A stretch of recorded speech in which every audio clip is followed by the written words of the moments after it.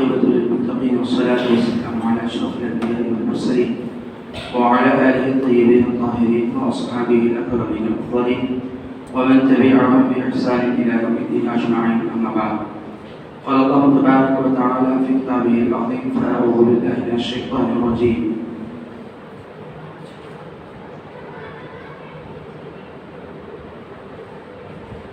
يا أيها الذين آمنوا كتب عليكم الصيام كما كتب على الذين من قبلكم لعلكم تتقون. صدق الله المولانا العظيم وصدق رسوله النبي الكريم وآله وصحبه أجمعين. وقال سبحانه وتعالى في عزة حبيبه صلى الله عليه وسلم: إن الله وملائكته يصلون على النبي يا أيها الذين آمنوا صلوا عليه وسلموا تسليما. اللهم صل وسلم وزد وبارك على حبيبك سيدنا نبينا مولانا محمد وآله وصحبه أجمعين والحمد لله رب العالمين.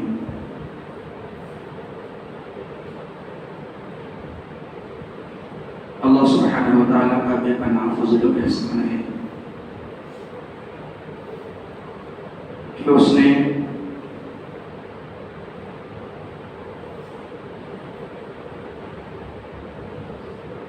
ماہ رمضان جیسا عظیم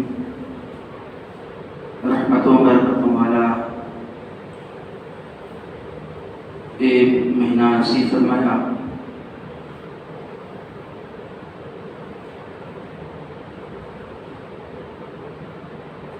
جس کے روزے، جس کے راتوں کا قیام ہمیں پاک و صاف و ستھرا کرتے ہیں اور ہمیں اللہ سے ڈرنے والا بناتے ہیں، ہمیں متقی بناتے ہیں، ہمیں اللہ کا محبوب بناتے ہیں۔ اللہ کا کرم ہے کہ اس نے اس سال کے رمضان کے دن و رات میں زندگی گزارنے کی ہمیں توفیق دی، اور اس کا کرم ہے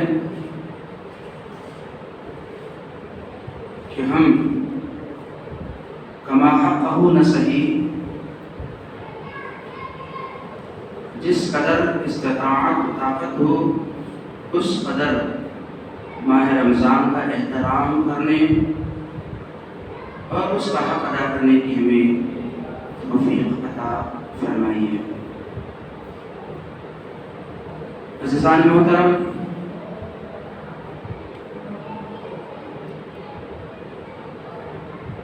ماہ رمضان کا یہ پہلا عشرہ، جس کا چھٹا دن ہے، اور 4 دن کے بعد پہلا عشرہ ختم ہو جائے گا، جس کو رحمت والا عشرہ کہا گیا ہے۔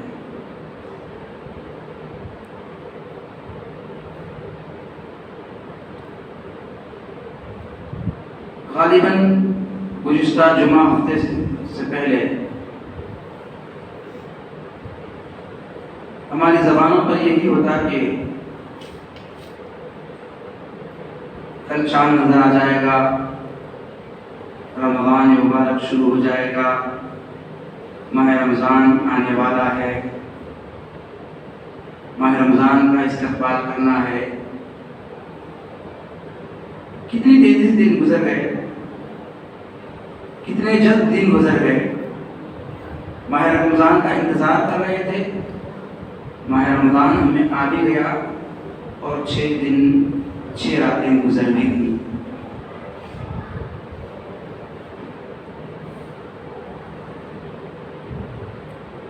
کیا ہم نے ان 6 راتوں کو، 6 دنوں کو کیسے گزارا؟ کیا ہم نے اس سے متعلق کبھی محاسبہ کیا؟ دن میں تو وہی ہم نے روزہ رکھا، رات میں وہی ہم نے 1 گھنٹے کے لیے تراویح کے لیے کھڑے رہے، جسے اللہ نے توفیق دی۔ پھر اس کے علاوہ ہم نے ماہ رمضان میں دیگر اعمال، دیگر اوقات میں ہم نے اور کیا اعمال کیے؟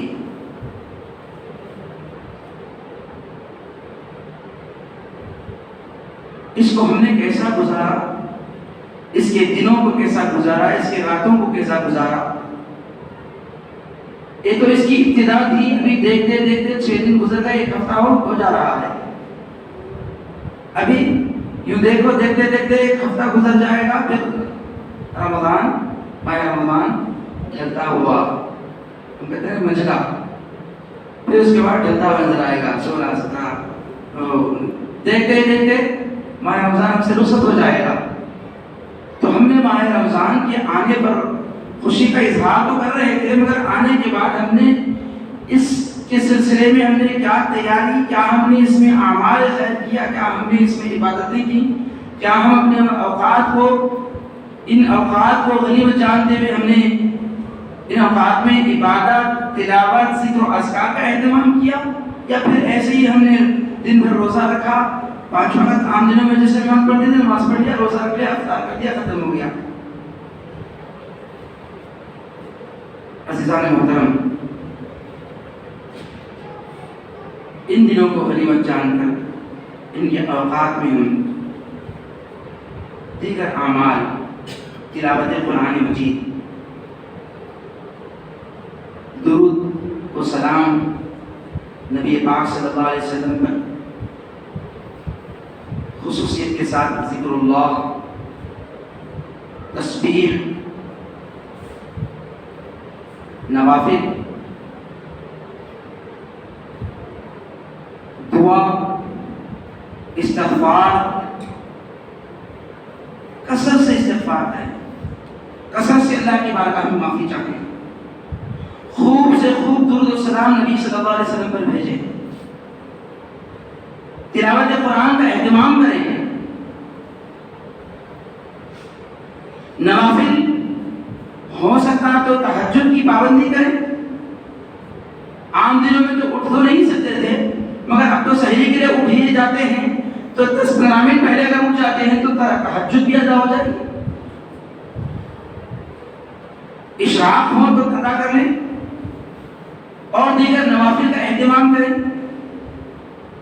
اپنے روزوں کو، یہ روزے کے دنوں کو ذکر اللہ سے، تلاوت سے سجائیں، اور راتوں کو اللہ کی بارگاہ میں قیام کریں۔ تراویح تو 20 رکعت پڑھ لیتے ہیں، پھر اس کے بعد اگر اور کچھ رکعتیں نوافل اپنے گھروں میں پڑھتے ہیں تو پڑھ لیا کریں، کیونکہ ماہ رمضان اس کا احترام ہی یہی ہے کہ ہم اس میں کثرت سے عبادت، کثرت سے تلاوت کریں۔ عزیزان محترم، ماہ رمضان کے روزے ہمیں متقی بنانے کے لیے آئے ہیں، نفس کا زور توڑنے کے لیے آئے ہیں، نفس کی شرارت کو ختم کرنے کے لیے آئے ہیں۔ 11 مہینے یہ نفس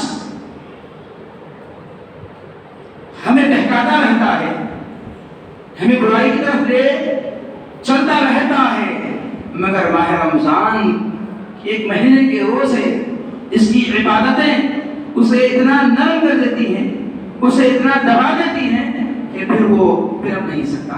عزیزان محترم، ذکر کیا گیا کہ اللہ تبارک و تعالیٰ نے عقل کو پیدا فرمایا اور کہا کہ ادھر آ، تو وہ دوڑے دوڑے آ گیا، کہا چلے جا، تو وہ واپس چلا گیا، کہا پوچھا کہ میں کون ہوں، تو اس نے کہا کہ تو میرا رب ہے۔ تو کون ہے؟ تو اس نے کہا کہ میں تیرا بندہ ہوں۔ پھر اللہ نے نفس کو پیدا کیا اور کہا ادھر آ، تو کہتے نفس نہیں،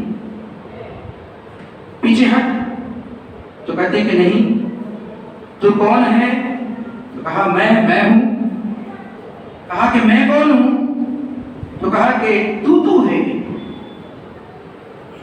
تو نفس اور عقل میں یہ فرق ہے کہ وہ مطیع ہے، فرمانبردار ہے، اور یہ سرکش ہے، تو اللہ نے کہا سنتا نہیں، تو کہا اسے 100 سال تک آگ میں جلایا جائے، سزا دی جائے۔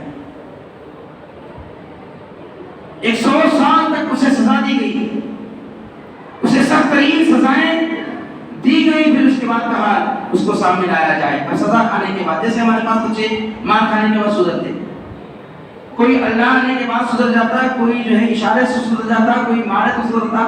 ہر ایک کے انداز اپنے اپنے الگ الگ ہیں سدھرنے کے۔ اور بعض لوگ ماں باپ دیکھو اسے کھانا پینا چھوڑو، بند کرو، یہ سکتے اسے 2 وقت کھانا بند کرو، پر مارا تھا بیٹے ہوئے۔ بعضوں کو 1-2 مارتے ہیں تو سدھر جاتا ہے، بعضوں کو نگاہوں سے اشارہ سے کچھ کر دیتے ہیں وہ سدھر جاتا ہے، بعضوں کو ہلانا پڑتا ہے، بعضوں کو مارنا پڑتا ہے، بعضوں کو ایسا بھی کرنا پڑتا ہے کہ اسے کھانا بند کر دو، بیٹا سدھرتا ہے۔ تو اللہ تبارک و تعالیٰ نے نفس کو 100 سال تک کڑی سے کڑی سزا دیا، کہا کہ اب سدھرا ہوگا، لایا گیا بارگاہ میں، کہا کہ ادھر آ، تو کہتا نہیں، پیچھے ہٹ، تو کہتا نہیں، تو کون ہے؟ میں ہوں۔ میں کون ہوں؟ تو کہا تو ہے، ابھی سدھرا نہیں۔ کہا یہ جوتی کھانے سے سدھرا نہیں، کہا کہ اسے بھوکا پیاسا رکھو، اسے بھوکا پیاسا رکھو۔ تو بھوکا پیاسا رکھا گیا، بھوک و پیاس سے تڑپا، کچھ عرصہ گزرا، پھر اس کے بعد رب کی بارگاہ میں لایا گیا۔ کہا کہ اب پوچھتا ہے، کہا آجا، ادھر آجا، تو دوڑے دوڑے آنے لگا، کہا پیچھے ہٹ، پیچھے ہٹنے لگا، کہا میں کون ہوں؟ کہا کہ تو میرا رب ہے۔ تو کون ہے؟ کہا میں تیرا بندہ ہوں۔ تو عزیزان محترم، جو سرکش تھا، جو نامانتا تھا، اس کے اندر اتنی سختی تھی، تو وہ سزا سے سدھرا نہیں، وہ سزا سے سیدھا نہیں ہوا، مار پڑنے سے وہ سیدھا نہیں ہوا۔ کہا اس کو کیا کرو؟ بھوکا و پیاسا رکھو تو سدھرے گا۔ تو عزیزان محترم، ہمارے ساتھ بھی ہمارا نفس ہے، شیطان کی آماج کا، جہاں شیطان کا قیام ہوتا ہے۔ شیطان نے سجدے سے انکار کیا، آدم کو سجدے کا حکم دیا، اساسیل انکار کیا، قال ما منعك الا تسجد اذ امرتك، میں نے جب تجھے سجدے کا حکم دیا تھا تو کس چیز نے تجھے روک رکھا؟ تو اس نے کہا انا خیر منه خلقتني من نار وخلقته من طين، میں بہتر ہوں اس سے، میں اس سے اچھا ہوں، میں اس سے اچھا ہوں۔ یہ جو میں اس سے اچھا ہوں کا جملہ ہے بہت خراب ہے۔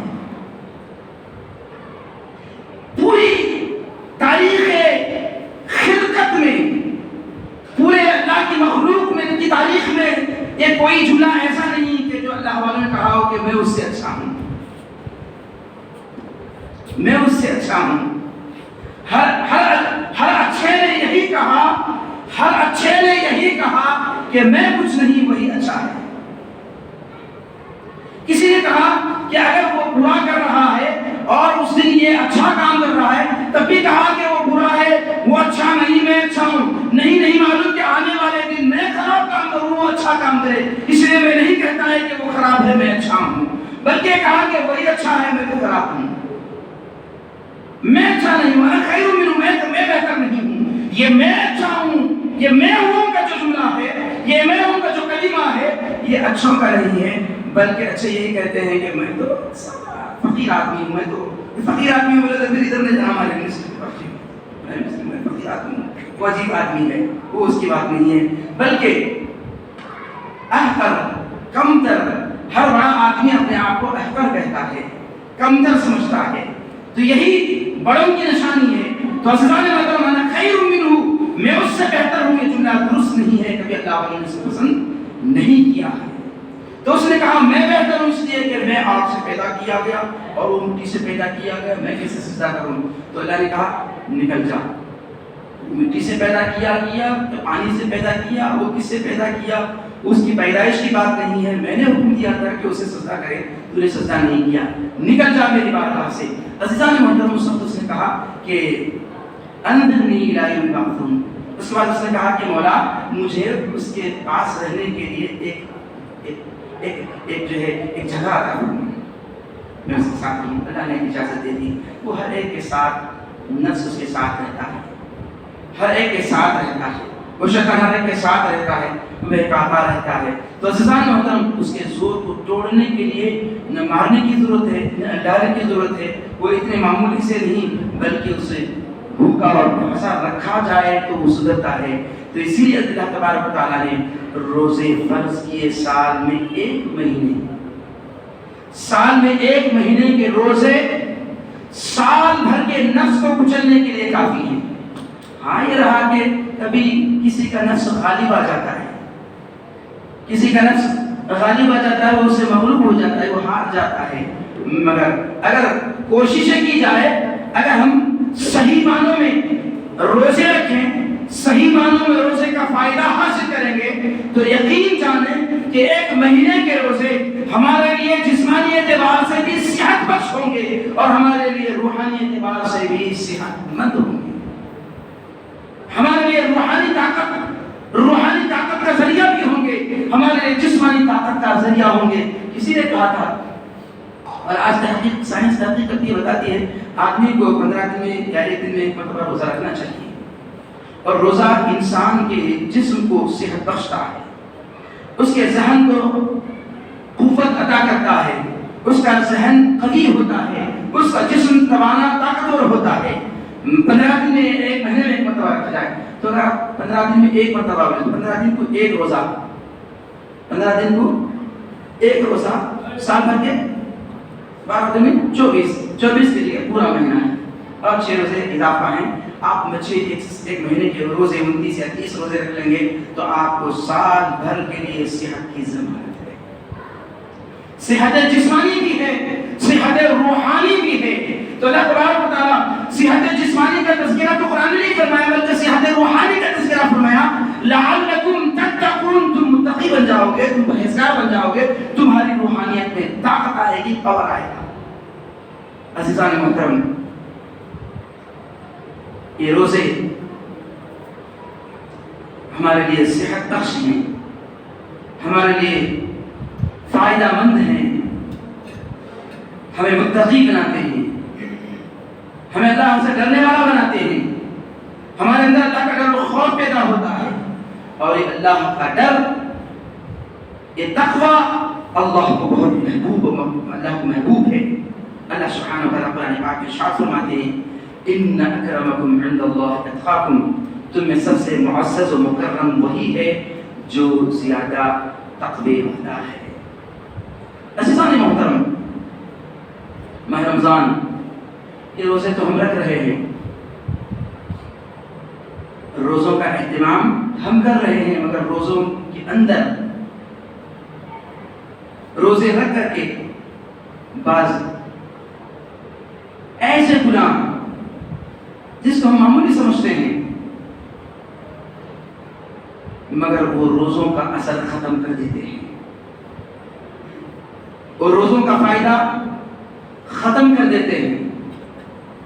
جیسے ہم نے روزہ رکھا جھوٹ بولا, روزہ رکھا غیبت کی, روزہ رکھا چغلی کی, روزہ رکھا حسد کرتے رہے, روزہ رکھا ناپول بندگی کرتے رہے, روزہ رکھا اس طرح کے قبیح اعمال کرتے رہے, روزہ رکھا گالی گلوچ کرتے رہے.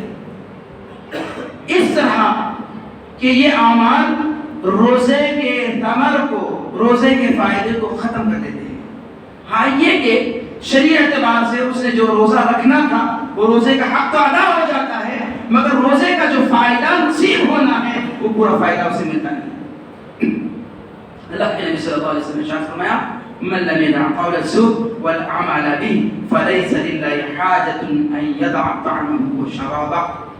جس نے حالت روزہ میں جھوٹ چغلی اس طرح کے اعمال قبیح کو نہ چھوڑا تو ایسے روزوں کی اللہ کو حاجت نہیں کہ وہ بس اتنا ایسا ہے کہ اس نے کھانے پینے کو چھوڑ رکھا ہے, مگر ان چیزوں کو نہیں چھوڑنے سے اسے اللہ کو ایسے روزوں کی نہ حاجت ہے نہ اسے ایسے روزوں سے اسے کچھ فائدہ ہوتا ہے سوائے بھوک و پیاس کو برداشت کرنے کے. عزیزان محترم, ہم روزوں کو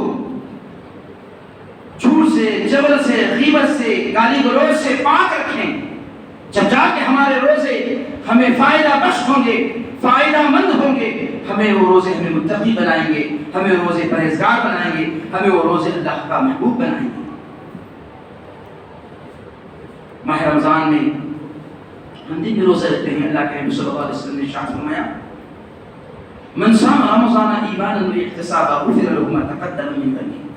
جس نے ماہ رمضان کے روزے رکھے اللہ تبارک و تعالیٰ اس کی برکت سے اس کے پچھلے گناہوں کو معاف فرما دیتا ہے. اس کے سارے گناہ دھل جاتے ہیں، وہ گناہوں سے پاک ہو جاتا ہے. رمضان کے روزے اس کی پچھلی زندگی کے گناہوں کو دھو دیتے ہیں، پاک و صاف و ستھرا کر دیتے ہیں. اور اللہ کے نبی صلی اللہ علیہ وسلم نے ارشاد فرمایا من قام رمضان ایمانا واحتسابا، جس نے ماہ رمضان کی راتوں میں قیام کیا اللہ کی رضا و خوشنودی کے لیے، اللہ کی رضا کے لیے، تو اللہ تبارک و تعالیٰ اس کے پچھلے گناہوں کو معاف فرما دیتے ہیں.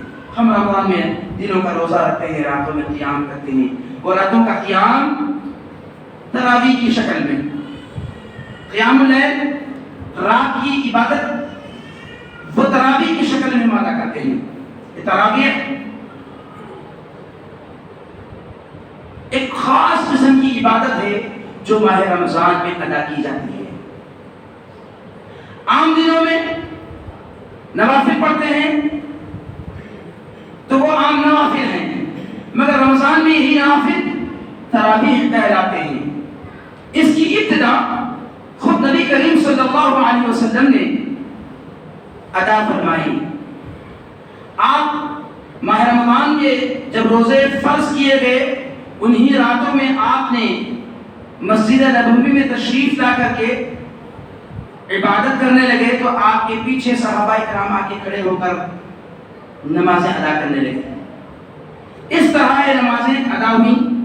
ایک دن ہوا، پھر دوسرے دن نبی پاک صلی اللہ علیہ وسلم تشریف لائے، آپ نماز ادا کرنے لگے تو صحابہ پیچھے کھڑے ہو کر کے آپ کے پیچھے نماز پڑھنے لگے. 2 دن گزر گئے، تیسرا دن گزرا یا چوتھا دن تھا، نبی پاک صلی اللہ علیہ وسلم تشریف نہیں لائے.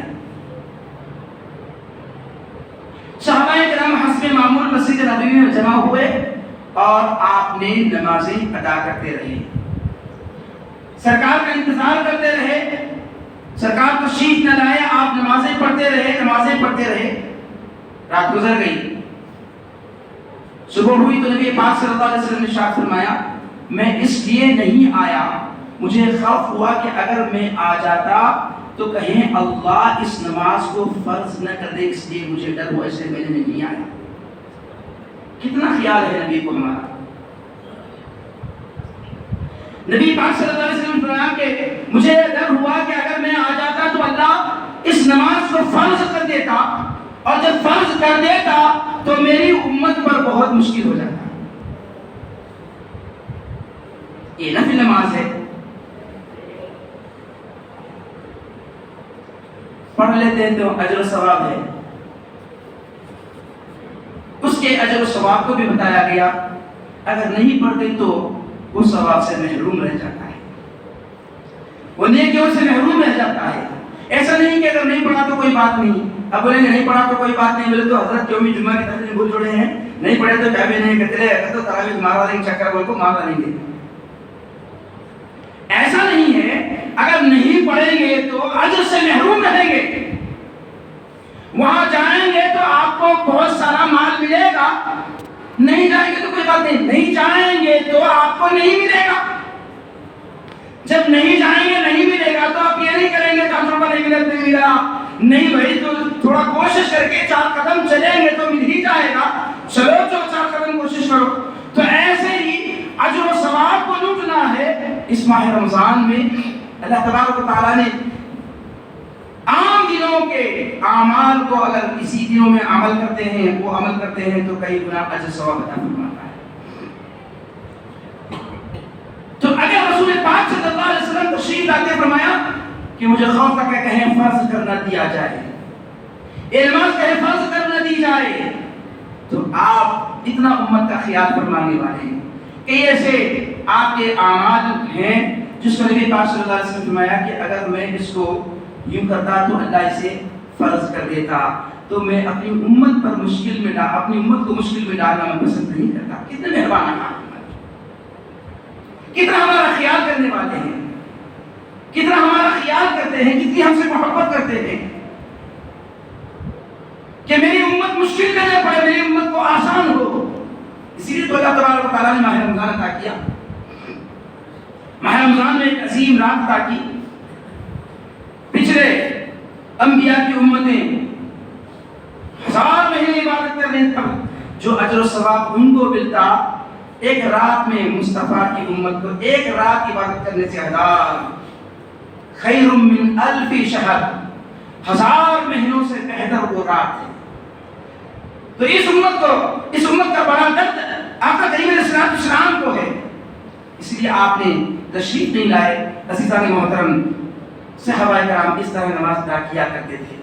دور نبوی میں ماہ رمضان کی راتوں میں قیام لوگ اپنے اپنے انداز میں اپنے طریقے سے نماز پڑھ لیا کرتے تھے. حضور پاک صلی اللہ علیہ وسلم کے وصال کے بعد سیدنا ابوبکر صدیق رضی اللہ تعالیٰ عنہ خلیفۃ المسلمین بنائے گئے. آپ کے زمانے خلافت میں بھی ماہ رمضان کے راتوں کا قیام، نماز تراویح اپنے اپنے انداز سے تنہا الگ الگ پڑھ لیا کرتے تھے.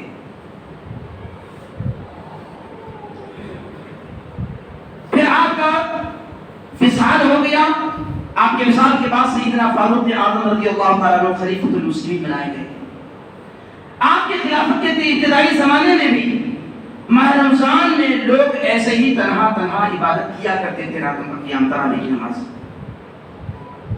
ایک رات آپ نے دیکھا کہ مسجد نبوی میں صحابہ کی جماعت ہے، لوگ تنہا اپنی نماز پڑھ رہے ہیں، تراویح کی نماز، جیسے دور نبوی میں پڑھا کرتے تھے، جیسے دور ابوبکر صدیق کے دور میں پڑھا کرتے تھے، ایسے ہی فاروق اعظم کے دور خلافت کے ابتدائی زمانے میں لوگ نماز تراویح پڑھ رہے ہیں. تو آپ نے دیکھا کہ ایسا کیوں نہ کیا جائے کہ ان کو ایک جماعت کی شکل دی جائے. اور حضرت فاروق اعظم رضی اللہ تعالیٰ عنہ کی شان یہ ہے کہ آپ احکام شریعت میں آپ نے ایک ڈسپلن لایا. کتنی ایسے احکامات ہیں جس میں آپ نے ایک نظم لایا، ایک ڈسپلن لایا، ایک ترتیب دی، لوگوں میں ایک سہولت پیدا کی، لوگوں میں ایک طریقہ لایا. کئی ایسے حضرت فاروق اعظم کے نام ایسے کام جاتے ہیں جس کے اندر آپ نے ایک ترتیب لائی، ایک ڈسپلن لایا. انہی میں سے ایک یہ بھی تراویح ہے. لوگ طرح اپنی عبادت کر رہے ہیں، تراویح اپنی طرح پڑھ رہے ہیں. تو آپ کو خیال ہوا کہ کہیں بہتر ہے کہ ایسا کر دیا جائے، ایک امام کو مقرر کیا جائے اور ایک امام کے ساتھ سارے صحابہ نماز پڑھیں. تو عزیزان محترم، سب سے پہلے تراویح کی نماز جماعت کے ساتھ سیدنا فاروق اعظم رضی اللہ تعالیٰ عنہ نے شروع کی، اور حضرت عبداللہ بن مکتوم رضی اللہ تعالیٰ عنہ جو صحابی رسول حافظ قرآن اور قاری قرآن تھے، جو بہترین قرآن پڑھا کرتے تھے، ان کو امام فرمایا. مصلی پر ان کو کھڑا کیا، سارے صحابہ پیچھے صف بنائے کھڑے رہے اور حکم دیا کہ نماز پڑھانا شروع کر دی جائے. تراویح کی نماز پہلی نماز جماعت کے ساتھ پڑھی جانے والی پہلی وہ نماز تھی جو حضرت فاروق اعظم نے شروع کی.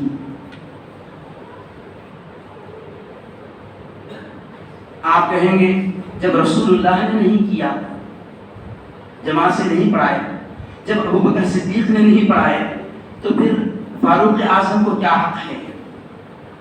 تو عزیزان محترم، یہ حق کیا ہے کہنے کا جملہ کہنے کی ہمیں اجازت نہیں ہے، بلکہ مصطفیٰ نے انہیں اجازت دی ہے کہ وہ دین کے کاموں کو ایک نظم پیدا کریں اور ان کو ہدایت والا فرمایا اور ان کی اتباع کرنے کا ہمیں حکم دیا.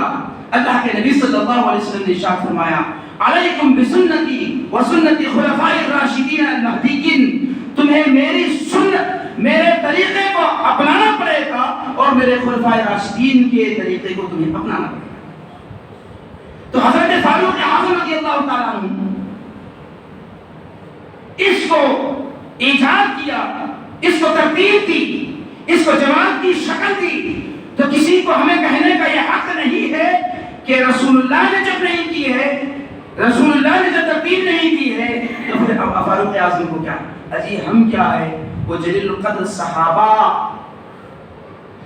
وہ صحابہ پہلے تو اللہ کے نبی نے یہ حق دیا ہے، کہا کہ ان کی اتباع کی جائے، ان کی پیروی کی جائے.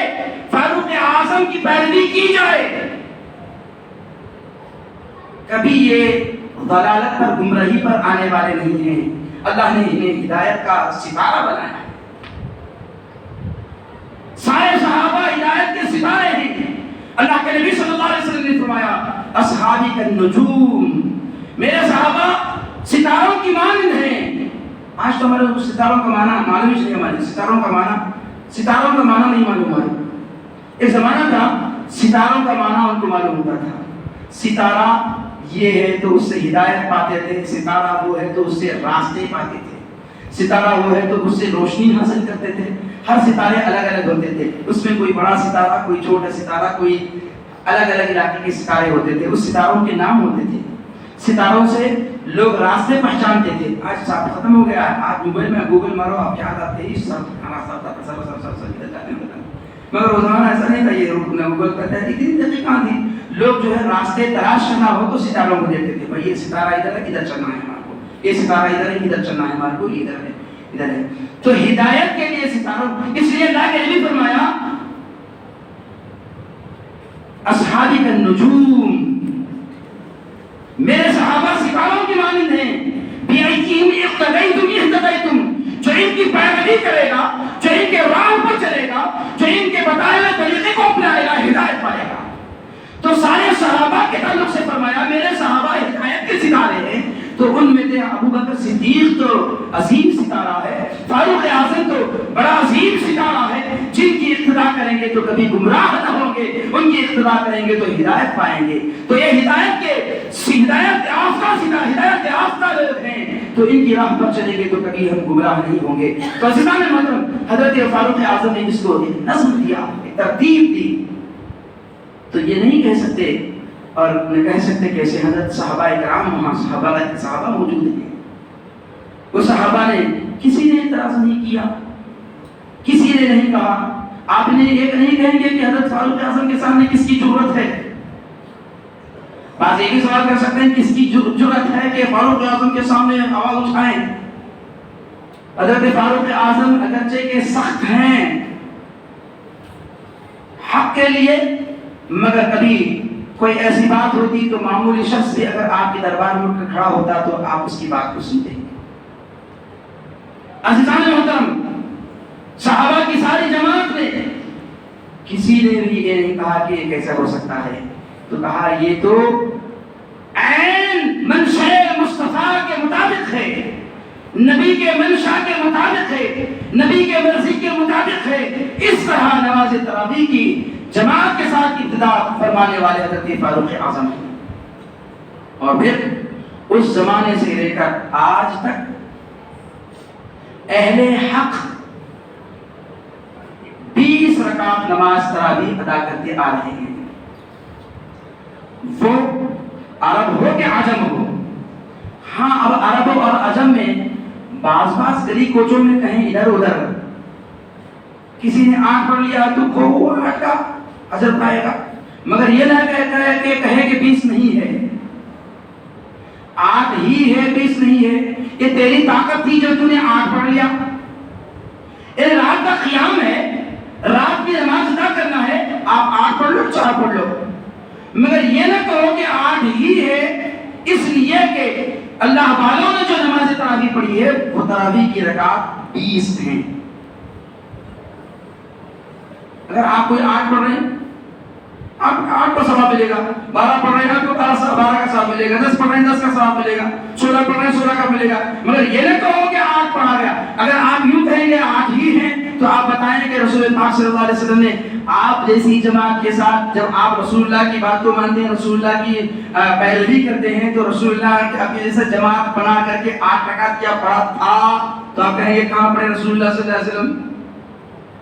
آپ نے تو 2 دن پڑھا، تیسرے دن اپنے گھر میں پڑھے، تو آپ کو بھی کرنا پڑے گا کہ آپ بھی جو ہے 1 دن 2 دن رمضان میں آئیں پڑھیں، اس کے بعد سیدھا گھر میں جائیں، گھر میں پڑھ لیں، کچھ بھی کر لیں۔ تو عزیزان محترم، نماز تراویح وہ 20 رکعت حرمین میں پڑھی جاتی ہے، ابتدائی زمانے سے آج تک 20 رکعت ہی ادا کی جاتی ہے اور انشاءاللہ ادا کی جاتی رہے گی۔ عزیزان محترم، نماز تراویح میں قرآن پاک کی تلاوت ہوتی ہے، اگر حافظ قرآن ہیں تو ایک قرآن کا تلاوت کرنا سنت ہے، ایک مرتبہ قرآن پڑھنا، جو عموماً تقریباً ساری مساجد میں ایک مرتبہ قرآن پاک پڑھا جاتا ہے، اور شہروں میں بعض جگہ 2 یا 3 قرآن پاک پڑھی جاتی ہیں۔ جیسے 15 دن میں روزانہ 2 پارے کے حساب سے 15 دن میں ایک قرآن پڑھ لیا، اور پھر 16ویں دن سے لے کر کے بعد 27ویں تک کے آنے 29 تک اور 14 دن تک ایک قرآن پڑھ لیا گیا۔ 2 قرآن سنا بہتر ہے۔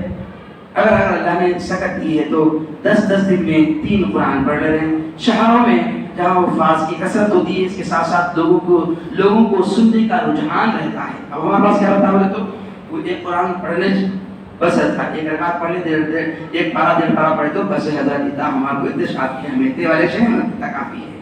تو یہاں جو رواج ہے، یہاں جو طریقہ چل رہا ہے لوگوں کے لیے، وہی بہتر ہے، بہتر ہے چل رہا ہے۔ تو یہ قرآن اس میں ختم کرتے ہیں، اور وہ قرآن ہے جس کا نزول اللہ نے ماہ رمضان میں فرمایا ہے۔ اللہ تبارک تعالیٰ ارشاد فرماتے ہیں شہر رمضان الذی انزل فیہ القرآن، رمضان کا وہ مہینہ ہے جس میں اللہ تبارک تعالیٰ نے قرآن پاک کا نزول فرمایا۔ یہ قرآن کا مہینہ ہے، یہ نزول قرآن کا مہینہ، قرآن اتارے جانے کا مہینہ ہے، جہاں ہم اس کے دنوں میں روزے رکھتے ہیں، رات میں ہم کسی قدر قرآن سنتے ہیں، کبھی اپنی زبانوں سے قرآن پڑھ لیا کریں۔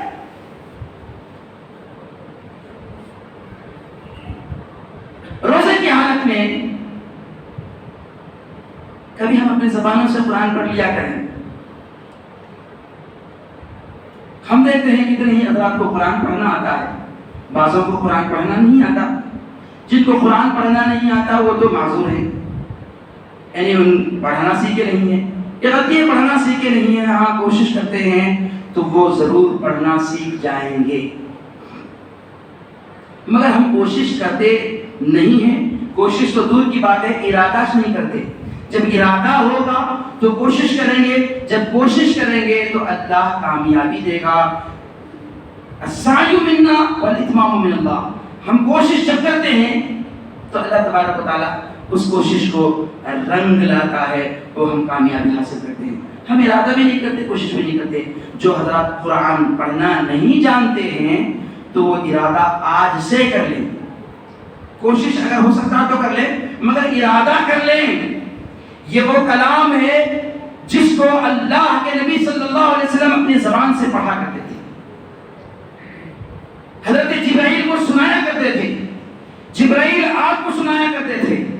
یہ کلام اللہ کا کلام ہے، اللہ کی باتیں ہیں، اللہ کی طرف سے اتارے گئے ہیں، اللہ نے اپنے حبیب کے صدقے میں ہمیں عطا کیا ہے۔ اس کو صحابہ نے پڑھا، صحابہ کے زبانوں پر یہ الفاظ چلے ہیں، تابعین کے زبان پر یہ الفاظ چلے ہیں۔ وہ اللہ والے، اللہ کے محبوب مقبول بندے اولیاء کرام نے اس کو کثرت سے تلاوت کیا ہے۔ کیوں نئے مومن بندے اپنی زبانوں پر اس کا ورد کریں، اس کو پڑھیں؟ کیوں نہیں کوشش کر سکتے؟ کیوں محنت نہیں کر سکتے؟ اگر آتا نہیں ہے تو کوشش کریں۔ یہ خیال غلط ہے کہ ہماری عمر ہو چکی ہے ہم پڑھ نہیں سکتے، یہ غلط خیال ہے۔ کوشش کریں تو ضرور انشاءاللہ قرآن پڑھنے والے بن جائیں گے، اور وہ کلام اللہ کا کلام ہے جو ہماری زبانوں پر چلے گا، ہمارے زبانوں پر جاری ہوگا۔ اب جن کو پڑھنا نہیں آتا تو کم سے کم ماہ رمضان میں ارادہ کر لیں کہ ماہ رمضان کے بعد حضرت کے پاس پہنچیں گے اور ہم قرآن پڑھنا ضرور سیکھیں گے، مسلم پکا ارادہ کرتے ہیں۔ اور وہ لوگ ماہ رمضان کے دنوں راتوں میں نوافل کے ساتھ ساتھ تسبیح پڑھیں گے، تسبیح پڑھیں گے۔ قرآن نہیں آتا پورا تو چند سورتیں جو یاد ہیں ان سورتوں کا ورد کرتے رہیں گے، اس کا تو اجر ملے گا، اس کا تو ثواب ملے گا۔ اور جن کو قرآن پڑھنا آتا ہے وہ یا تو گھر میں پڑھیں، قرآن کی تلاوت گھر میں کریں۔ اگر گھر میں پڑھنے کی سہولت نہیں ہے، مشکل بیٹھنا مشکل ہے، وہاں سہولت نہیں ہے تو مسجدوں میں پڑھیں۔ قرآن مسجدوں میں عام دنوں میں پڑھ کر کے قرآن کی آواز سے، قرآن کے کلمات کی آواز سے، گونج سے ایسا ہو کہ مسجد رونق ہو، مگر عام دن تو عام دن اب رمضان میں بھی نہیں دکھ رہے مسلیاں. ہمارا حال یہ ہے رمضان میں بھی قرآن پکار پکار کر کہتا ہے کہ اے بندو، اللہ کے بندو، مجھے کھولو تو صحیح، مجھے پڑھو تو صحیح. کیا تمہارے پاس اتنا وقت نہیں ہے کہ میرا ایک رکوع پڑھا جائے؟ کیا تمہارے پاس اتنا بھی وقت نہیں ہے کہ میرے ایک دو رکوع پڑھے جائے؟ تمہارے پاس تو آج اتنا وقت ہے کہ تم فون اٹھا کر کے فیس بک دیکھتے رہ جاؤ تو گھنٹے گزر جا رہے ہیں، واٹس ایپ دیکھنے لگ جاؤ تو گھنٹے گزر رہے ہیں. اس میں کوئی تمہیں فائدہ نہیں ہے، اس میں کوئی تمہیں اجر نہیں ہے، بس تمہارے لیے وقت گزاری ہے. وقت گزاری کے ساتھ ساتھ تمہارے لیے گناہ ہے. مگر قرآن اگر دل کی آنکھوں سے، دل کے کانوں سے اگر ہم سنیں گے تو ضرور قرآن یہ کہہ رہا ہے کہ اے ایمان والو، اے روزدارو، سنو میری آواز کو. کیا تمہارے پاس اتنا بھی وقت نہیں ہے کہ مجھے پکڑو، مجھے کھولو، مجھے اٹھاؤ، میری تلاوت کرو؟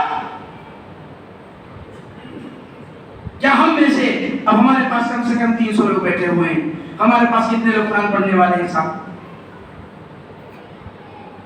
بغیر جھجک کے ذرا ہاتھ اٹھا سکتے ہیں کیا؟ 1 2 3 4 5 6 7 8 9 10 11 12 ماشاءاللہ لوگ اٹھا رہے ہیں. کیا وجہ دی؟ ماشاءاللہ ماشاءاللہ. تو ہم جتنے اٹھائے ہیں وہ کم نہیں کرتے تھا. اور افسوس کی بات ہے میں یہاں قرآن پڑھانے والا اتنا ہوں، اتنا جو ہے گھسنے والا ہوں، پھر بھی اتنی تعداد کم دکھی ہوئی تو بڑے افسوس کی بات ہے.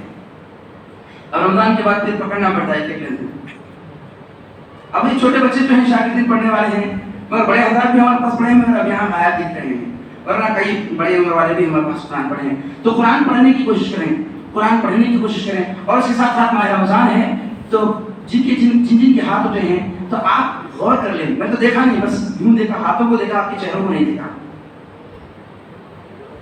تو آپ وہاں سمجھ کریں میں قرآن پڑھنے والا ہوں، مجھے قرآن پڑھنے آتا ہے. تو میں 6 دن ماہ رمضان کے گزر گئے، اتنے پارے میں نے قرآن کے پڑھا. وہ تراویح میں سنا تو سجدے سن رہے ہیں، مگر میں بذات خود قرآن اٹھا کر کے میں نے کتنے پارے پڑھا. کم سے کم روزانہ 1 پارا پڑھیں گے تو آدھا گھنٹہ لگے گا، آدھا گھنٹہ لگے گا. آدھا گھنٹہ 24 گھنٹوں میں سے آدھا گھنٹہ تلاوت قرآن کے لیے اگر نہیں نکالتے تو پھر افسوس کی بات ہے، وہ بھی ماہ رمضان میں. اگر 6 دن گزر گئے تو 6 پارے ہو جانا چاہیے تھا. مہینے بھر میں قرآن ہو رہا تو بڑی بات ہے. اگر وہ تھوڑا تیز رفتار پڑھنے والا ہے یا پھر جو ہے وقت اس کے پاس درکار ہے تو روزانہ 2 پارے پڑھیں، یا ہر نماز کے بعد 2 پارے پڑھیں. اس طرح آپ کے 1.5 پارے ہو جائیں گے. اس طرح ماہ رمضان میں آپ کے 2 قرآن ہو جائیں گے. اگر روزانہ 3 پارے پڑھنے کی عادت بنا لیں گے آپ تو آپ کے روزہ مہینے بھر میں 3 قرآن ہو جائیں گے. تو میرے حال کہنے کا مطلب یہ ہے کہ مسجد بھی پکار کر کہتی ہے اے ایمان والو، اے روزدارو، نماز ادا کرنے کے لیے آتے ہو مگر تمہاری آواز کو میں ترس رہی ہوں، قرآن کی تلاوت کی آواز کو ترس رہی ہوں. تو عزیزان محترم، میں امید کرتا ہوں کہ جن حضرات کو قرآن پڑھنے آتا وہ یا تو اپنے گھر میں تلاوت کریں، اگر وہاں سہولت نہیں ہے، اگر وہاں پڑھا نہیں جا سکتا ہے تو مسجد میں بیٹھیں، نماز کے بعد قرآن پڑھیں. وہ قرآن جو تمہارا سفارش ہوگا. حدیث پاک میں آتا ہے ماہ رمضان کے روزے اور قرآن تمہارے لیے سفارشی بن کر آئیں گے. جب کوئی تمہارا سفارش نہیں کرنے والا ہوگا، تمہیں کوئی بچانے والا نہیں ہوگا، تمہارا کوئی یار و مددگار نہیں ہوگا، ایسے وقت میں جب تم بڑی سخت مشکل میں ہوگے تو ایسے وقت میں تمہاری مدد کے لیے عزیزان محترم دنیا کی چھوٹی سی مصیبت میں جب ہم پھنس جاتے ہیں تو کوئی ہماری مصیبت کو پار کرنے کے لیے آتا ہے تو کہتے ہیں شکریہ بابا، بہت بہت شکریہ، تمہارا بڑا احسان ہے. تو عزیزان محترم ایسے کٹھن وقت میں جب ہمارا مشکل وقت ہوگا، کوئی ہمارا سہارا نہ ہوگا، ایسے وقت میں روزے اور قرآن آئیں گے اور رب کی بارگاہ میں سفارش کریں گے. تو کیوں نہ ہم روزوں کو رمضان کے روزوں کو قرآن کے ساتھ جوڑیں. ہم تو قرآن کو اتنا دور کر دیے بس ہو گیا، قرآن پکڑتے نہیں، دھول لگ گئی ہاتھ اور لگا کر آپ اٹھاتے نہیں. تو روزے قرآن، رمضان اور قرآن کا بڑا گہرا تعلق ہے، رمضان اور قرآن کا. تو ہم رمضان کے روزے اور قرآن کی تلاوت انشاءاللہ تبارک تعالی ہمیں کامیابی کی ضمانت ہے. اللہ تبارک تعالیٰ سے دعا ہے کہ اللہ تبارک تعالیٰ ہمارے روزوں کو اپنی بارگاہ میں شرط قبولیت سے سرفراز فرمائے. ہمارے تلاوتوں کو، ہمارے تراویحوں کو قبول فرمائے اور ہمیں کثرت سے قرآن پاک کی تلاوت کرنے کی توفیق عطا فرمائے اور ہمیں ماہ رمضان کا حق ادا کرنے کی توفیق عطا فرمائے اور دیگر اعمال صالحات کرنے اور اس کو اپنی بارگاہ میں قبول سے سرفراز کرنے کی توفیق عطا فرما. وما علینا الا البلاغ. السلام علیکم.